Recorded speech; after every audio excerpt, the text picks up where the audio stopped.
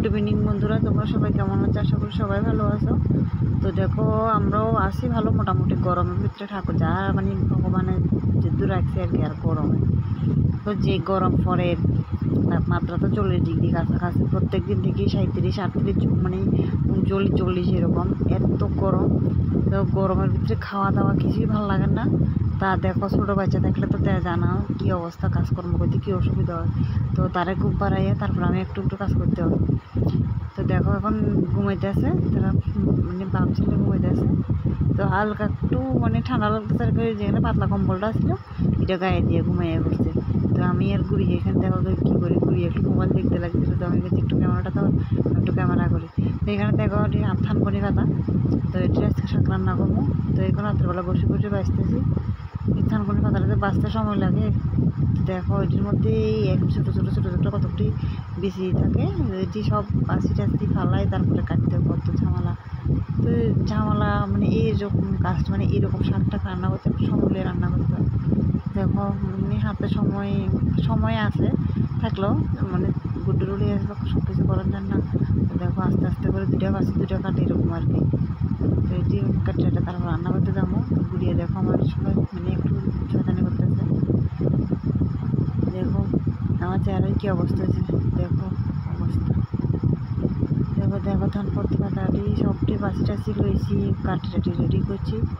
তো যদি রান্না করবো কালকে সকালে, এখন তো রাত্রেবেলা রান্না হইতে না, রাত্রেবেলাটি কাটি টাটি সব রেডি করে রাখিয়ে তো দেখি সব কিছু ফেলা দিয়ে কী অবস্থা। দেখো যে গরম পড়তাছে, গরমে কি মানে কি খাইলে ভালো হইব, কি করলে ভালো হইব কিছুই বুঝতে পারি না। আমরা কোনটা যেন এত গরম, আর টিনের ঘর না, এত গরম মানে কি যে কমো, কি কষ্ট গরমে। তো দেখো থানকুনি পাতাটা তো রাত্রেবেলা কাটতেছিলাম। তো সকালবেলা দেখো ঘুম থেকে উঠে রান্না টান্না করতাম, ঘুরিয়ে আবার স্কুলে যাবো, তাড়াতাড়ি তাড়াতাড়ি রান্না টান্না করে খাওয়াই দিই। তো দেখো থানকুনি পাতাটা রান্না করতে রসুন মানে কুচি করে লুচি, আর এখানে আলু সিদ্ধ করছি। আলু সিদ্ধ দিয়ে থানকুনি পাতাটা রান্না করবো, ফটাফট রান্না করি। তো তারে মানে দুটো ভাত খাওয়া হয়ে দিলে সারাদিন মেলে অনেকক্ষণ টাইম লাগে স্কুল থেকে দিতে। সকালবেলা ধরো প্রায় 2টা বাজে স্কুল থেকে ছুটি হয়ে দিতে, তো এতক্ষণ যদি আমি দুটো ভাত না খাওয়াই দিই সারাদিন মেয়ে না খাইয়ে থাকবো। আর দেখো তার একটু খাওয়ার প্রিপারেশনটা কম, তাই খাইতে চায় না। যে কোনো কিছু ভাত বলো টিফিন বলো যে কোনো কিছু খাওয়ানোর প্রিপারেশন একদম নাই। তাহলে খেলতে দাও, সারাদিন বসে বসে খেলবো, সারাদিন খেলবো, কিন্তু খাওয়ার ইচ্ছাই নেই। স্কুলে টিফিন দিয়েও খায় না, টিফিনে বক্সের মধ্যে থাকে যায়, আর নাইলে তার বান্ধবীদের দিয়ে দিই। আমি ধরো বিভিন্ন ধরনের টিফিন বানাই দিই, কিন্তু তাই খেতে না। তো দেখো এখানে তাওয়াটা বসা দিয়েছি, তাওয়ার মধ্যে শুকনো লঙ্কা 2টা দিয়ে দিচ্ছি। এটি একটু মানে একটু ভাজা ভাজা হলে তারপর রসুন দিয়ে দেবো, ফটাফট রান্না করিয়ে। তো দেখো রসুন দিয়েছি।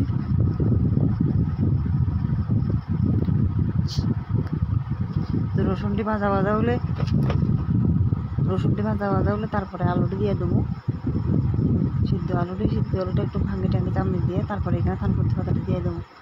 দেখো আমি মানে কথা কইতেছি ঠিক আছে, ভিডিও করতেছি, কিন্তু আমার মাঝখানে ভুলে যায়।